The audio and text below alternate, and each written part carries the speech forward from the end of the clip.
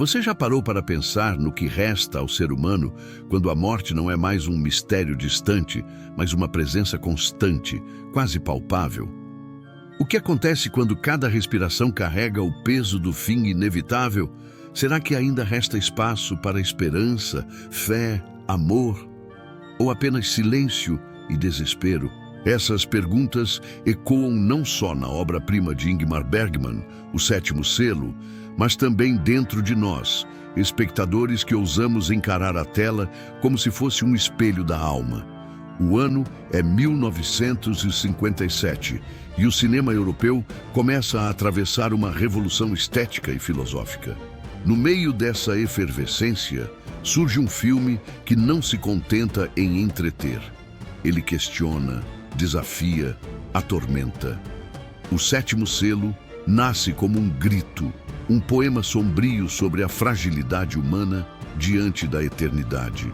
Não há explosões, não há correria, há apenas a quietude brutal da existência. E é justamente nessa quietude que Bergman constrói um dos retratos mais poderosos da condição humana. Mas para compreender o peso dessa história, precisamos mergulhar no tempo em que ela se passa. O cenário é a Idade Média, um período marcado pelo medo, pelo misticismo e pelas sombras da peste negra. Imagine o cheiro da morte impregnando as vilas, o som distante dos sinos anunciando mais um funeral, o olhar vazio das multidões que já não esperam redenção. É nesse mundo devastado que um cavaleiro retorna das cruzadas, trazendo não vitórias, mas dúvidas. Esse cavaleiro se chama Antonius Block, e ele não é apenas um personagem, ele é a encarnação de um homem dilacerado pela ausência de respostas. Depois de anos lutando em nome da fé, o que encontra é o silêncio de Deus. Como lutar em nome de um Criador que não fala, que não se mostra, que parece ter abandonado sua criação? Essa pergunta lateja em cada gesto, em cada suspiro, em cada olhar perdido do cavaleiro. E é nesse momento de vazio que a figura mais temida surge diante dele: a morte. Não como um espectro grotesco, mas como uma presença inevitável, serena e terrível. Vestida de negro, com o rosto pálido, a morte não precisa erguer a voz para impor sua força. Basta sua existência para reduzir todo o orgulho humano a pó. E diante dela, o cavaleiro não se ajoelha, não foge. Ele propõe um jogo de xadrez. Você consegue sentir a tensão? O som das peças sendo movidas no tabuleiro, o vento frio varrendo a praia onde a partida se inicia, as ondas quebrando como um coro distante da eternidade.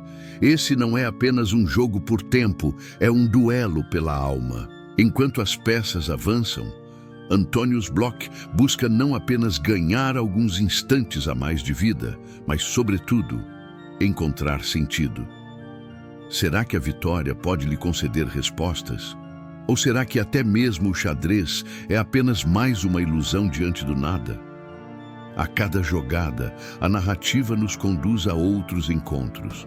Figuras comuns, simples, que vagam nesse mesmo mundo devastado. Há atores ambulantes que tentam sobreviver com suas canções e representações, trazendo uma centelha de alegria em meio ao luto coletivo. Há camponeses esmagados pelo medo e pela superstição, acreditando que a peste é punição divina. Há mulheres acusadas de bruxaria, queimadas vivas enquanto multidões assistem com olhos ardentes, talvez para não encarar os próprios pecados. E cada uma dessas figuras se torna um espelho. Bergman nos faz refletir: será que diante da morte somos tão diferentes? O cavaleiro com sua armadura brilhante não é, no fundo, tão frágil quanto o artista que apenas deseja alimentar sua família? A morte não faz distinção de cargos, de glórias, de sonhos. Ela chega silenciosa para todos. Mas o filme não é apenas um desfile de desespero. Há momentos de ternura que brilham como pequenos relâmpagos em uma noite escura. A cena do cavaleiro partilhando morangos silvestres e leite fresco com uma jovem família de atores é talvez o respiro mais humano da obra. O vento suave, o verde do campo, o riso da criança, tudo ali parece suspender por alguns minutos a certeza do fim. É como se Bergman sussurrasse, mesmo na beira do abismo, a vida ainda pode ser doce. E é nessa alternância entre horror e delicadeza que o filme mantém sua força hipnótica. Porque não se trata apenas da morte física, mas da morte do sentido, da fé, daquilo que nos sustenta por dentro. Antonius Bloch joga xadrez não para escapar do destino, mas para adiar o vazio. Cada movimento das peças é uma tentativa desesperada de compreender o mistério do silêncio divino. Mas será que o silêncio de Deus é uma ausência? Ou será apenas uma resposta que ainda não sabemos decifrar? Enquanto o cavaleiro avança em sua jornada, testemunhamos as dores e absurdos da Idade Média. O fanatismo religioso que arrasta multidões em procissões de flagelo. O fogo das fogueiras que consome inocentes em nome de purificação. A peste que, invisível e implacável, transforma cada esquina em um cemitério. Tudo isso compõe um cenário onde a morte não é exceção, mas regra.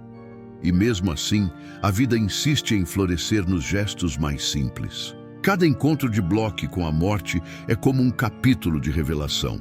Ora ele ganha tempo, ora se vê encurralado, ora tenta trapacear. Mas a verdade é imutável. O jogo não pode ser vencido, e quanto mais o cavaleiro joga, mais compreende que não é a vitória que importa, mas a forma como enfrentamos o fim.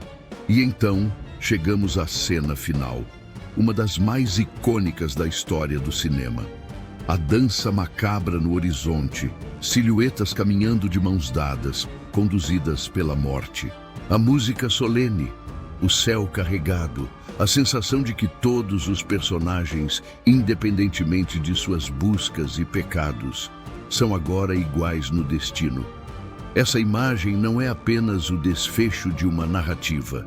É uma metáfora que atravessa séculos, lembrando a humanidade de sua condição compartilhada. Mas não pense que Bergman nos deixa apenas com o gosto do vazio. Pelo contrário, sua genialidade está em revelar que, mesmo diante da morte inevitável, a vida ainda pode ter beleza. A partilha de um pão, o olhar amoroso de uma mãe, o riso de uma criança, são nesses instantes fugazes que encontramos sentido. O cavaleiro não obteve respostas do divino, mas encontrou, na humanidade, lampejos de eternidade. E nós, que assistimos ao Sétimo Selo quase 70 anos depois, ainda somos desafiados pelas mesmas questões. O que fazemos com o tempo que nos resta?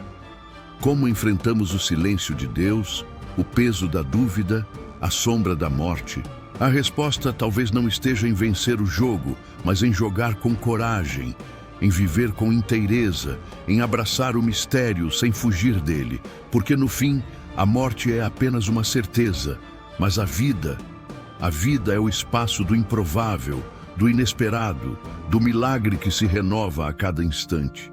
E é por isso que o Sétimo Selo continua ecoando, não como uma obra do passado, mas como um sussurro eterno que nos lembra: a existência é frágil, mas também é sublime. Se esta história tocou seu coração, se fez você refletir sobre as grandes perguntas que todos carregamos em silêncio, eu convido você a continuar essa jornada comigo.